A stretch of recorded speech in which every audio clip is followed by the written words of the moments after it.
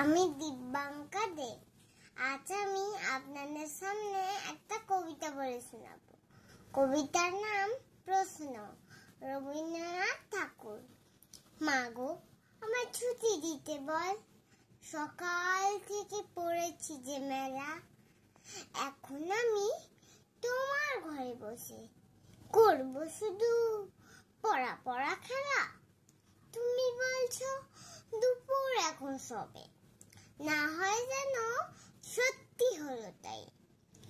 একদিনও কি দুপুর বেলা হলে বিকেল হলো মনে করতে নাই? আমি তো বেশ ভাবতে পারি মনে, সূর্য ডুবে গেছে মাঠে শেষে, পাগড়ি বুড়ি চুবড়ি ভরে নিয়ে শাক তুলছে পুকুর ধারে এসে। আধার হলো মাদার গাছের তলায়, কালি হয়ে এলো দিঘির জল।